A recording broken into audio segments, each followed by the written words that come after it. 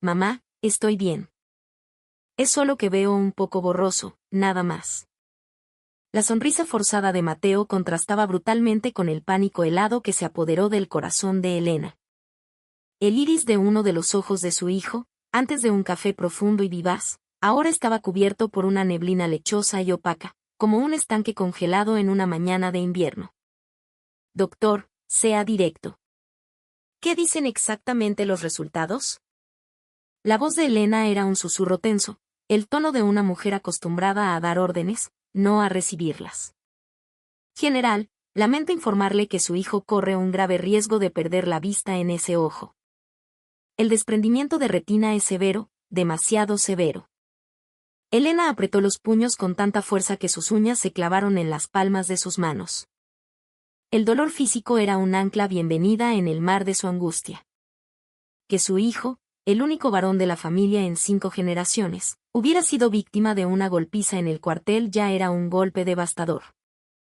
Pero la posibilidad de que perdiera un ojo, eso era una declaración de guerra. ¿Quién? Su voz tembló por una fracción de segundo antes de endurecerse como el acero. ¿Quién se atrevió a tocar a mi Mateo? Esa misma noche, en la sala de estar de la casa de Elena en la colonia Lomas de Chapultepec, se congregó una constelación de poder militar sin precedentes. 4 estrellas de general de división adornaban el cuello del uniforme de Elena. A su lado, su hermana mayor, Patricia, una general de división piloto aviador, mantenía una postura impecable. Carmen, la segunda, vicealmirante de la Armada de México, observaba con una mirada tormentosa. Y Gabriela, la menor, una general brigadier retirada ahora convertida en una influyente diputada federal, completaba el cuadro. 4 hermanas, 4 destinos forjados en el crisol de la disciplina y el honor militar.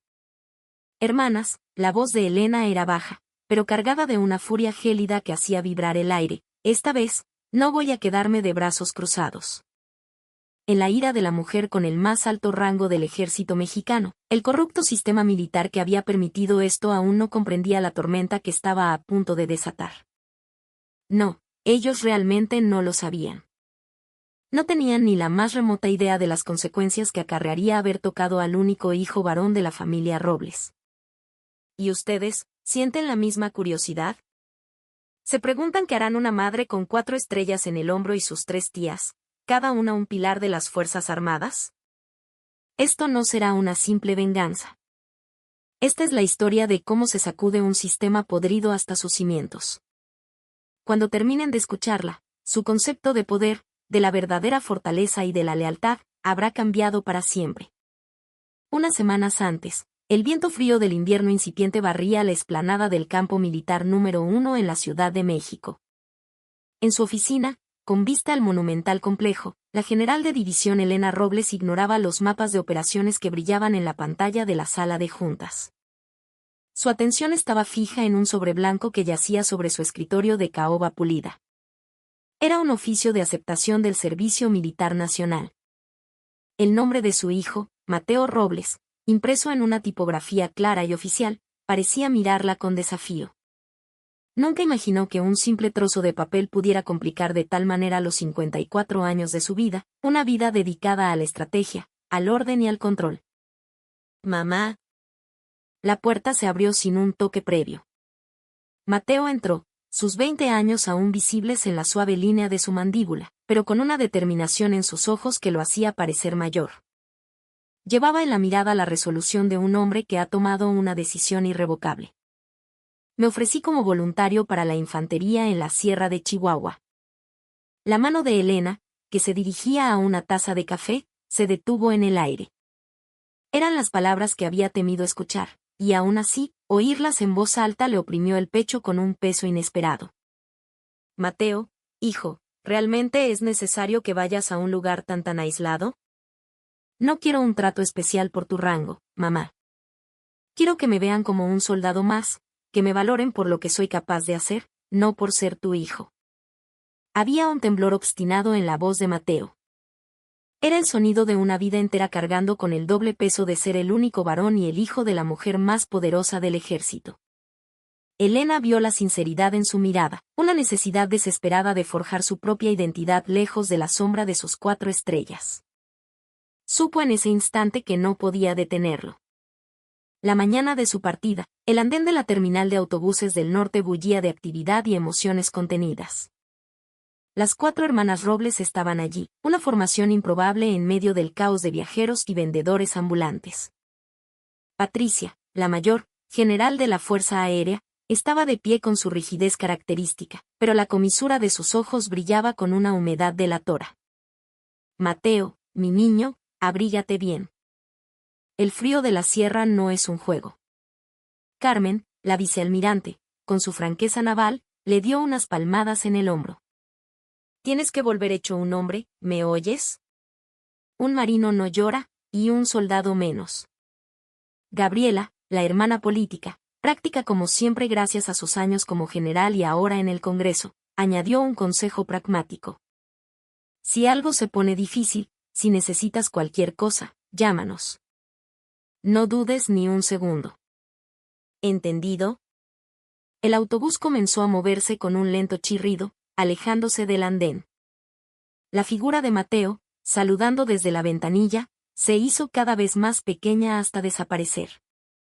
Las 4 hermanas permanecieron inmóviles durante un largo rato, cada una perdida en sus propios pensamientos, cada una sintiendo una punzada distinta de un funesto presentimiento que no se atrevían a nombrar.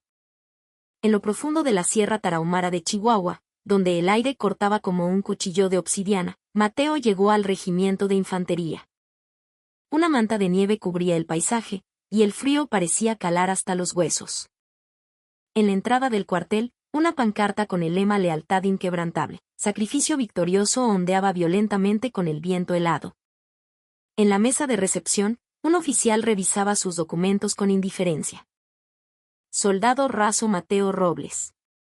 Tercera compañía, segundo pelotón. Vaya a que le asignen su litera. Al abrir la puerta del dormitorio común, un olor característico lo golpeó. Era una mezcla de sudor, detergente barato, grasa para botas y una indefinible sensación de encierro. El cabo Óscar Serrano lo examinó de arriba abajo por un instante. Su rostro era inexpresivo, pero en su mirada había un destello calculador, como si estuviera midiendo el valor de una pieza en un tablero de juego. Esa noche, Elena se quedó sola en su oficina, iluminada únicamente por la luz de su lámpara de escritorio. Los informes de operaciones seguían sobre la mesa, intactos, pero su mirada se desviaba constantemente hacia un mapa detallado del estado de Chihuahua. El orgullo de ser militar y el miedo de ser madre libraban una batalla silenciosa en su interior. Nunca pensó que un pequeño regimiento, una unidad insignificante en el gran esquema de la defensa nacional, pudiera causarle tanta desazón. Afuera, los primeros copos de nieve de la temporada comenzaron a caer sobre la Ciudad de México, un evento raro y silencioso. 3 noches después de su llegada, Mateo pulía sus botas con esmero, usando saliva y un trapo hasta que reflejaban la tenue luz del dormitorio. A su lado, su nuevo amigo, Daniel Cruz, un joven de Veracruz con una sonrisa fácil, trapeaba el suelo de cemento con un trozo de tela vieja. Ambos se movían con la diligencia de los novatos, los pelones, siempre atentos a las miradas de los veteranos. «Órale, los nuevos sí que le echan ganas», dijo uno de los soldados más antiguos, pasando a su lado con una risa burlona. Mateo y Daniel respondieron con sonrisas forzadas, asintiendo. Pero en el rincón del dormitorio donde el cabo Serrano se sentaba en su litera, el aire era notablemente más pesado. Incluso los otros veteranos bajaban la voz cuando pasaban cerca de él. Era un pequeño reino de silencio y tensión. Fue esa noche, después del toque de silencio, cuando todo comenzó. Mateo salió tarde de las duchas. El agua apenas tibia tardaba en quitar el frío y la mugre del entrenamiento. «Mateo Robles». La voz de Serrano resonó en el dormitorio, helando el ambiente. Todos los demás soldados bajaron la cabeza al instante, fingiendo dormir. «¿Qué pasa cuando un pelón se tarda en la ducha?» «Disculpe, mi cabo». «Disculpe y ya». 10 vueltas al pasillo, descalzo. «Ahora». Al principio, se oyeron algunas risas ahogadas. Parecía el típico rito de iniciación, una novatada para endurecer al nuevo. Mateo, con una expresión de resignación, salió al pasillo. El jarocho Cruz va contigo, gritó Serrano desde la puerta. El pasillo estaba gélido, como correspondía a una noche en la sierra. Las plantas de sus pies descalzos protestaban con cada contacto con el suelo helado. Durante la primera y segunda vuelta, todavía se escuchaban risas provenientes del dormitorio. Pero al pasar la quinta vuelta, el ambiente cambió. ¿No pueden correr más rápido, par de inútiles? Serrano estaba ahora de pie en el umbral, con los brazos cruzados. Su expresión juguetona había desaparecido por completo. Dentro del dormitorio, el silencio era total. El aliento de Mateo formaba nubes de vaho en el aire. A su lado, Daniel ya estaba pálido y con la respiración entrecortada. Pero Mateo le sonrió, tratando de parecer fuerte. Sabía que si se descubría que su madre era la general Robles, se convertiría en un blanco aún mayor. Se tragó su rabia y siguió corriendo. Solo cuando completaron las 10 vueltas se les permitió volver a entrar. Sus piernas temblaban por el esfuerzo y el frío, pero Mateo caminó hacia su litera con una calma fingida. A partir de esa noche, comenzaron los encargos. Robles, lánzate a la tiendita por unas papas y un refresco. Cruz, ¿puedes lavar mi ropa? Eran órdenes disfrazadas de peticiones, imposibles de rechazar pero que no figuraban en ningún reglamento. Mateo y Daniel obedecían en silencio. No tenían otra opción. Después de unos días, Mateo se dio cuenta de que en el dormitorio existían líneas invisibles. Estaban los que se sentaban, los que estaban de pie y los que, como él y Daniel, siempre estaban corriendo. Pronto, él se convirtió en el que más corría.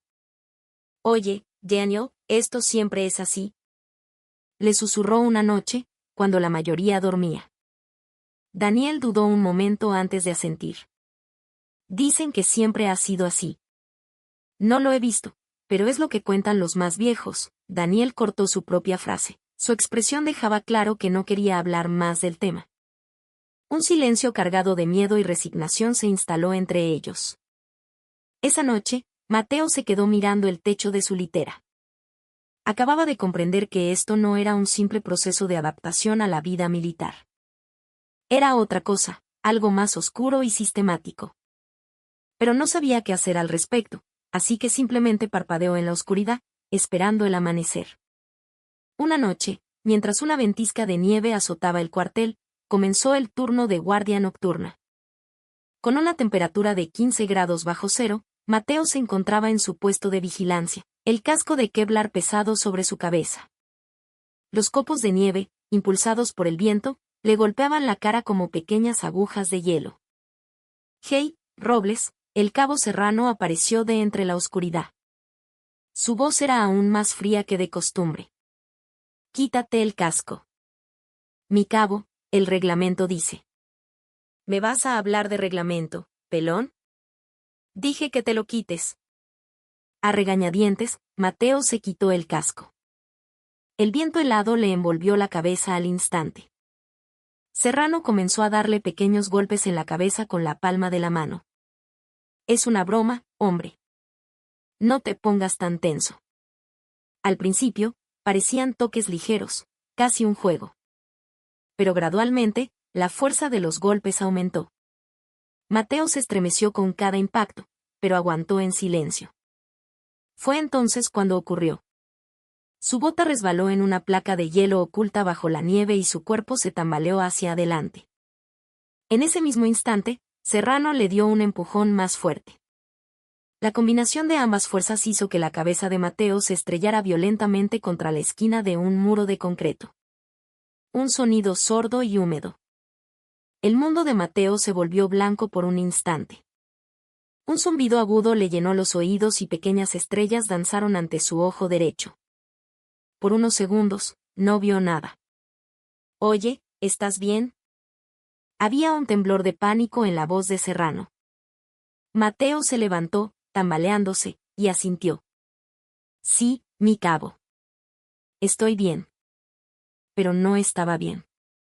A la mañana siguiente, se dio cuenta de que la visión de su ojo derecho era notablemente borrosa. Las letras lejanas eran ilegibles y, de vez en cuando, puntos negros flotaban en su campo visual. Quería ir a la enfermería, pero no se atrevía a decirlo. Sabía, mejor que nadie, que todas las miradas estaban puestas en él. Hacer un escándalo solo lo convertiría en un blanco más grande. Llegó el día de la primera visita familiar. Elena había planeado sonreír al ver a su hijo, pero en el momento en que lo vio bajo la luz del sol que entraba en la sala de visitas, su expresión se endureció. El iris de su ojo derecho estaba turbio, como un cristal empañado. Mateo, ¿qué te pasó en el ojo? Ah, me caí durante un entrenamiento, un pequeño golpe. No es nada, mamá, estoy bien. Mateo sonreía con naturalidad, pero cuando intentó tomar los cubiertos, vaciló un instante, entrecerrando los ojos con una mueca de dolor. El corazón de Elena dio un vuelco. Necesitas una revisión médica completa. Ahora mismo. Mamá, de verdad que no es nada. Elena fue directamente a buscar a un oficial. El capitán de la compañía salió a hablar con ella. Fue un simple hematoma por una caída durante el entrenamiento, general. Ya se levantó el informe correspondiente. La expresión del capitán era demasiado firme, su voz innecesariamente jovial. Elena no pasó por alto esa torpeza. Aún así, quiero que lo revisen en el Hospital Central Militar. General, le aseguro que no es un problema grave. En unos días estará. Prepare su traslado. Inmediatamente. La voz de Elena ya no era la de una madre preocupada, sino la de la general de división del ejército mexicano. El capitán no pudo objetar más. Horas más tarde, en el hospital de la Ciudad de México, llegaron los resultados de los exámenes. El oftalmólogo militar llamó a Elena a su consultorio. General, lamento ser portador de malas noticias, pero la situación es bastante seria. ¿Qué tan seria? Hay un desprendimiento de retina significativo. No podemos descartar el riesgo de ceguera permanente en ese ojo. Por las características del trauma, el médico hizo una pausa. Su rostro reflejaba la lucha entre el deber y la precaución. Es una herida difícil de atribuir a una simple caída. Elena leyó en los ojos del doctor el verdadero significado que sus palabras no se atrevían a formular. El pecho se le oprimió. El peso de su rango, de sus 4 estrellas, nunca le había parecido tan abrumador. En el pasillo, sentada sola en una silla de plástico, los hombros de Elena se sacudieron en un sollozo silencioso. Bajo la cruda luz fluorescente, su rostro estaba marcado por una profunda desesperación. 4 días después de que el informe del incidente fuera escalado a la cadena de mando, Elena asistió a una cena con otros generales de alto rango. El ambiente era cordial, como siempre, pero una tensión sutil flotaba en el aire del restaurante privado. Elena, ¿qué tiempos difíciles te han tocado?, dijo el almirante secretario de Marina, levantando su vaso de tequila. A primera vista, eran palabras de consuelo, pero detrás de ellas se escondía un mensaje claro. Cuando la organización se tambalea, todos sufrimos, ¿no crees? Quizás lo mejor sería resolver esto de una manera discreta. Otro general del Estado Mayor añadió su opinión. Hay que pensar en la imagen pública de las Fuerzas Armadas, por supuesto. Elena levantó su vaso con una sonrisa serena, pero el tequila le supo amargo en la boca. Las palabras de sus colegas eran consejos envenenados, una presión apenas velada. Lo más importante ahora es que mi hijo se recupere, su respuesta fue concisa. No había nada más que decir. Al día siguiente, recibió una visita inesperada en el hospital. Eran los padres de Óscar Serrano, acompañados de su abogado. El padre era un hombre de unos 50 años, un oficinista de aspecto corriente. La madre, con el rostro demacrado por la ansiedad, no dejaba de retorcerse las manos. General, de verdad que sentimos mucho lo que ha pasado, comenzó el abogado con voz cautelosa. Pero si lo piensa bien, el hecho de que su hijo sea bueno, su hijo, pudo haber puesto más nerviosos a los subordinados, ¿no cree? La expresión de Elena se congeló. ¿Qué está tratando de insinuar? Bueno, que frente al hijo de una general, cualquiera se sentiría presionado. Y en una situación así, Un accidente impulsivo puede. La madre de Serrano interrumpió. Mi hijo también es una víctima. La presión que viene de arriba, la disciplina tan estricta a veces los obliga a. Elena apretó el cuello de su chaqueta militar. Se mordió el labio, tragándose las palabras que pugnaban por salir. Responder solo complicaría más las cosas. Unos días después, los titulares comenzaron a aparecer en la prensa. Artículos basados en fuentes anónimas dentro del ejército con encabezados sensacionalistas. Madre general presiona al ejército por incidente de su hijo. ¿Privilegios para hijos de altos mandos? Soldados rasos expresan preocupación. Disciplina militar versus. Amor maternal, ¿dónde está la verdad? En su habitación del hospital, Mateo miraba las noticias en su tableta, su rostro cada vez más pálido. La idea de que su madre estuviera recibiendo toda esa crítica por su culpa le encogía el corazón. Mamá, susurró para sí mismo. Pensó que debería haber aguantado un poco más, que si hubiera sido más fuerte, ella no estaría pasando por ese calvario.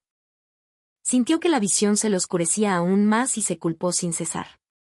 Todo esto pasó porque soy débil.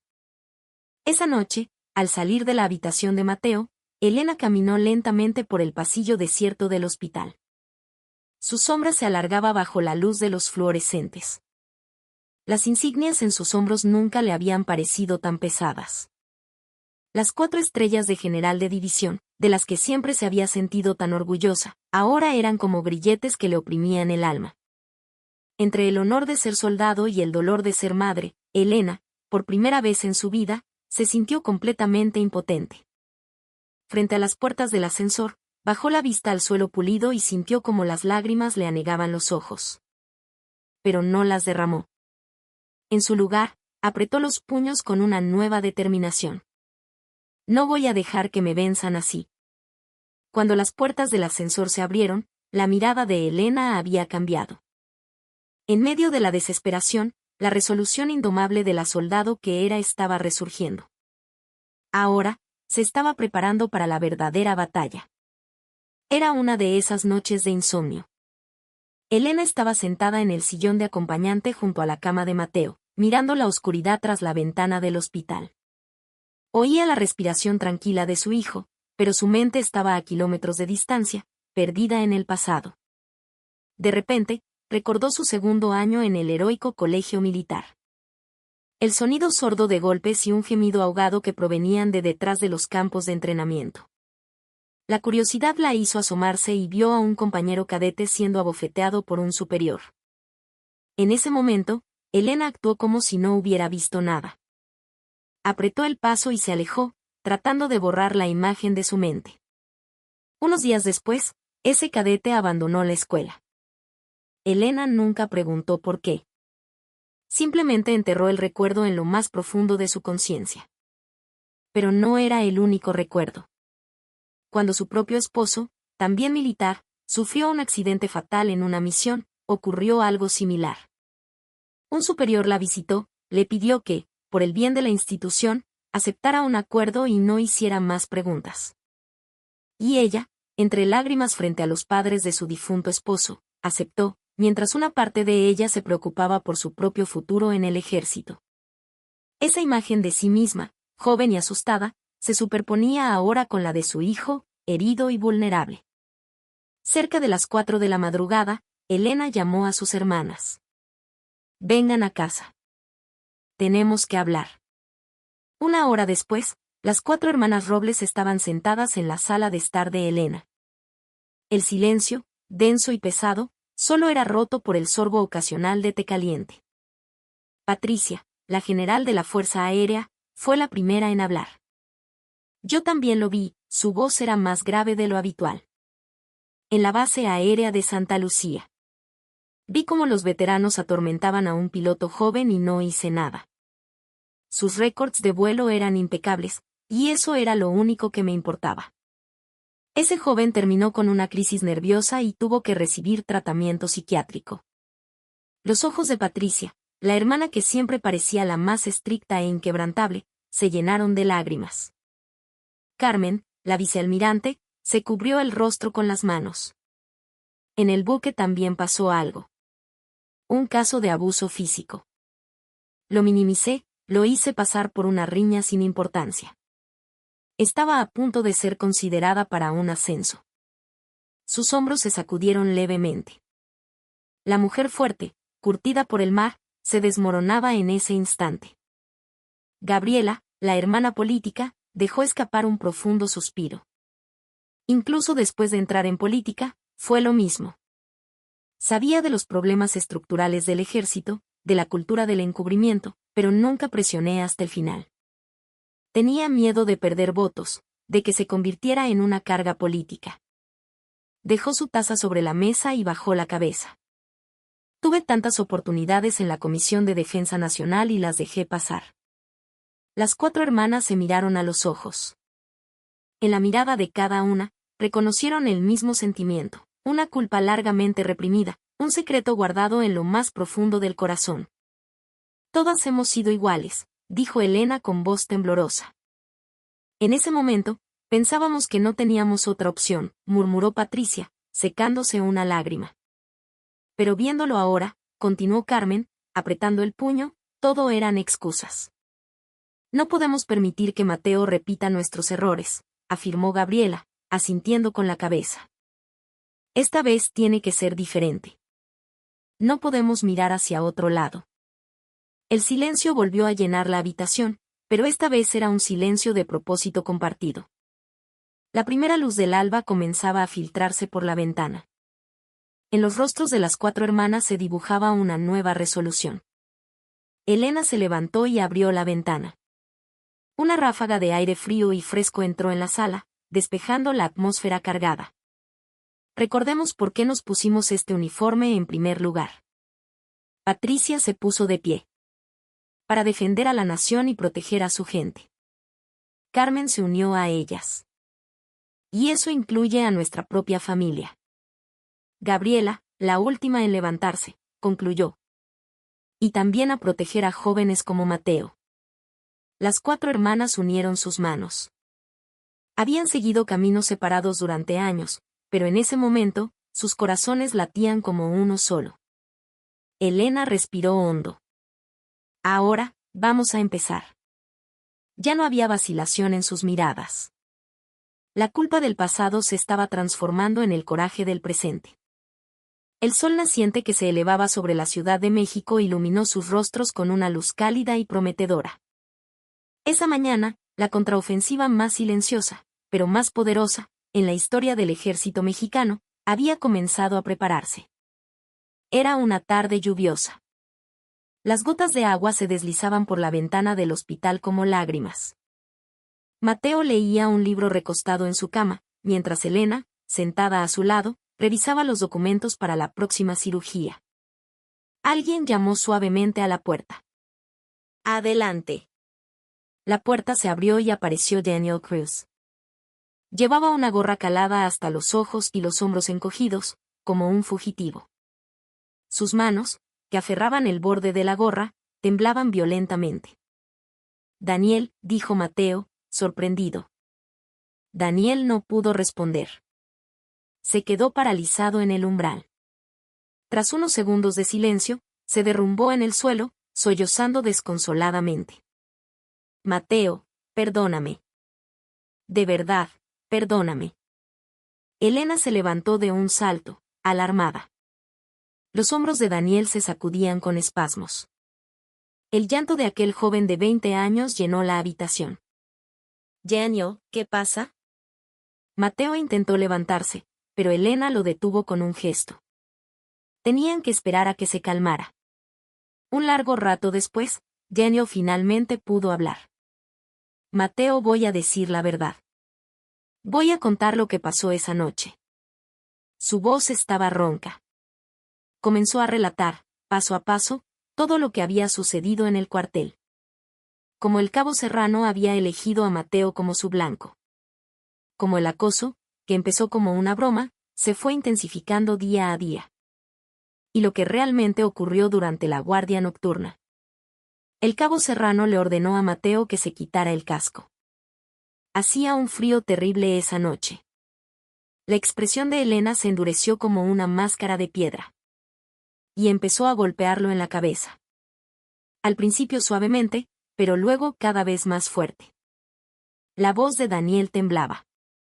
Cuando Mateo resbaló y cayó, fue porque Serrano lo empujó. Y después de que se golpeó la cabeza contra el concreto, nos amenazó para que dijéramos que había sido un accidente durante el entrenamiento. ¿Y los oficiales? ¿Qué hicieron?, preguntó Elena con cautela. Se hicieron de la vista gorda. Al capitán no le importó, y el teniente lo sabía pero lo dejó pasar. El cabo Serrano era un veterano y nadie quería problemas con él. Daniel confesó que él también se había reído al principio, que lo había visto como algo normal. Pero se sentía avergonzado por no haber dicho nada mientras la violencia escalaba. Tengo pesadillas todas las noches. Sigo viendo la imagen de Mateo en el suelo, cubriéndose la cabeza. El testimonio de Daniel era detallado y vívido. Elena escuchaba con una concentración absoluta, sin perder una sola palabra. Al mismo tiempo, en el calabozo del cuartel, se desarrollaba otro drama. Óscar Serrano estaba sentado en una celda diminuta, abrazando sus rodillas. El guardia le habló a través de la ventanilla de la puerta.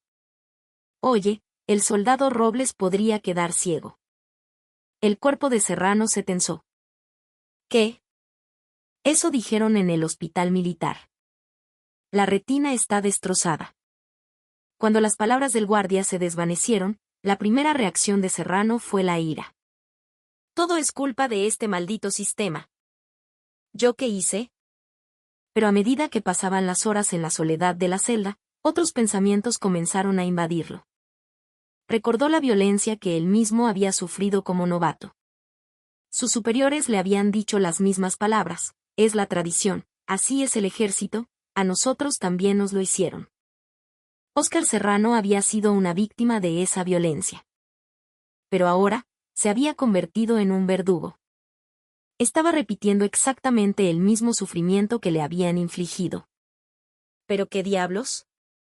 Comenzó a hablar solo en la esquina de la celda. ¿Por qué hice esto? ¿Por qué hice exactamente lo mismo? Se derrumbó por completo ante la contradictoria verdad de ser, al mismo tiempo, víctima y victimario. Por primera vez, no sintió miedo, sino un arrepentimiento genuino y profundo. A medida que la noche avanzaba, su remordimiento crecía. La frase "podría quedar ciego" resonaba en su cabeza sin cesar. A la mañana siguiente, Serrano hizo una petición al guardia. Quiero hablar con el capellán. ¿Para qué? Voy a confesar todo. Voy a decir la verdad. El guardia lo miró sorprendido. Serrano parecía una persona completamente diferente. Voy a contar todo lo que le hice a Mateo Robles y todo lo que ha estado pasando en este cuartel. Había una desesperación palpable en su voz. Esa misma tarde, la declaración jurada de Óscar Serrano y el testimonio de Daniel Cruz llegaron simultáneamente a la policía militar. Ambas versiones coincidían a la perfección y contradecían por completo los informes oficiales que el regimiento había presentado. El rostro del coronel a cargo del regimiento, Noé Valverde, se tornó pálido. Lo mismo ocurrió con el capitán y el teniente.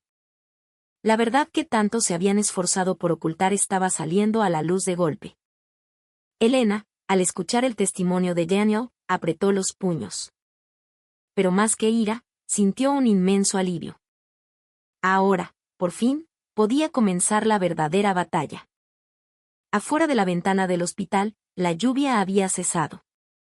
Un rayo de sol se abría paso entre las nubes oscuras. El centro de gravedad del caso había cambiado por completo. Las hermanas Robles se pusieron en marcha. Esta vez, no actuaban para proteger sus rangos o sus carreras, sino para restaurar el honor y la conciencia que sus uniformes representaban. Elena presentó una declaración formal ante la Fiscalía General Militar. No solo detalló el caso de su hijo, sino que incluyó una confesión de los incidentes que ella misma había ignorado en el pasado. Fue el documento más pesado que había firmado en sus 54 años de vida, pero también el más honesto. Gabriela, en una sesión a puerta cerrada de la Comisión de Defensa Nacional en el Congreso, soltó una bomba. La disciplina y la cultura en los regimientos fronterizos se han derrumbado. El encubrimiento y la negligencia se han convertido en la norma. La sala quedó en silencio. Gabriela desplegó una carpeta con documentos. Presentaré pruebas concretas y los nombres de los oficiales implicados, incluyendo al coronel Noé Valverde. El subsecretario de la Defensa Nacional, presente en la reunión, palideció. El asunto había llegado a un punto de no retorno. 2 días después, un equipo de investigación conjunto fue enviado al regimiento en Chihuahua. La Policía Militar y auditores de la Secretaría de la Función Pública trabajaron juntos. No solo investigaron el caso de Mateo. Los secretos enterrados en cada rincón del cuartel comenzaron a salir a la luz, casos recurrentes de golpizas y castigos humillantes, falsificación de informes, manipulación de registros médicos. Quedó expuesto, con una claridad espantosa, cuántas verdades había ocultado el coronel Valverde para asegurar sus ascensos. El mismo día que se publicaron los resultados de la investigación, Noé Valverde fue relevado de su cargo de manera inmediata. Sus 27 años de carrera militar terminaron en una sola tarde. Poco después, se emitió una orden de arresto en su contra por abuso de autoridad, encubrimiento y negligencia. Yo no sabía que esto estaba pasando. Se defendió Valverde durante el interrogatorio, pero ya había demasiadas pruebas en su contra. El capitán y el teniente corrieron la misma suerte. Toda la cadena de mando del regimiento fue desmantelada.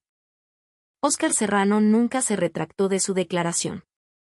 Tanto en el Consejo de Guerra como ante la Junta Disciplinaria, aceptó toda la responsabilidad. Quiero disculparme personalmente con el soldado Robles y su familia. Pero Mateo se negó a verlo. En su lugar, envió un mensaje: hubo muchas más víctimas antes que yo. Por favor, recuerden sus nombres. Dicen que cuando Serrano escuchó esas palabras, lloró durante horas en su celda. Los soldados del cuartel que habían permanecido en silencio finalmente encontraron el valor para hablar. Impulsados por la culpa de haber sido espectadores pasivos, ofrecieron sus testimonios. Aunque también recibieron medidas disciplinarias y reeducación, su valentía al decir la verdad fue reconocida. El momento más contundente llegó el día en que se anunciaron las sanciones finales. Noé Valverde y los oficiales que participaron en el encubrimiento fueron permanentemente excluidos de cualquier posibilidad de ascenso y finalmente forzados a abandonar el ejército. 27, 19 y 15 años de servicio, respectivamente, se convirtieron en humo. Por primera vez en su historia, la Secretaría de la Defensa Nacional emitió una disculpa pública a las víctimas y sus familias. El subsecretario de Defensa fue personalmente al hospital y se inclinó ante Elena. Lamentamos no haber protegido a un ciudadano que el Estado tiene el deber de proteger. Elena escuchó esas palabras con una mezcla de emociones. Era tarde, sí, pero era la primera vez que la institución admitía su error. Los resultados de la investigación y las sanciones se hicieron públicos para todos los soldados y sus familias, asegurando que nada pudiera ser ocultado o minimizado de nuevo. En la habitación del hospital, Elena le dijo a Mateo: «Hijo, ahora sí, se acabó». Mateo había perdido la visión de un ojo, pero con el que le quedaba, miró a su madre y dijo: «Mamá, esta vez ganamos de verdad. No fue por tus estrellas, fue por tu corazón». Esas palabras contenían el verdadero significado de todo lo que había sucedido. Había sido una victoria ganada no por el poder del rango, sino por la fuerza de la conciencia. Afuera, el sol de primavera brillaba cálidamente. El largo invierno había terminado y una nueva estación estaba comenzando. Pasaron 6 meses. Mateo perdió por completo la visión de su ojo derecho, pero con el izquierdo, pudo reanudar una vida relativamente normal. Al principio, se negaba incluso a mirarse en el espejo, pero con terapia y el apoyo incondicional de su madre, comenzó a aceptar lentamente su nueva realidad. Elena, después de una larga reflexión, decidió solicitar su retiro. En una conferencia de prensa, mientras ponía fin a una carrera militar de más de 30 años, dijo: «Asumo mi responsabilidad como comandante, pero también pido disculpas por todas las veces en el pasado que guardé silencio. Hoy, no quiero hablarles como una general, sino como una madre. Los flashes de las cámaras estallaron, pero Elena mantuvo la cabeza inclinada, transmitiendo su sinceridad. Juntas, las 4 hermanas Robles crearon una pequeña fundación. Un espacio dedicado a ofrecer apoyo psicológico y legal a jóvenes que habían sufrido violencia o trato injusto durante su servicio militar. En lugar de una oficina fría, crearon un ambiente cálido, como una cafetería, donde la gente vestía ropa cómoda en lugar de uniformes. Mateo trabajaba allí a tiempo parcial, hablando con otros jóvenes que habían pasado por experiencias similares. Todavía sufría pesadillas, pero al escuchar a otros contar sus historias, sentía que poco a poco podía volver a respirar. Un día despejado, Elena y Mateo subieron a una montaña desde donde se podía ver su antiguo cuartel a lo lejos. En la cima, Mateo observó el vasto paisaje con su único ojo bueno. «Mamá», dijo en voz baja, «antes, solo te veía como una soldado con muchas estrellas.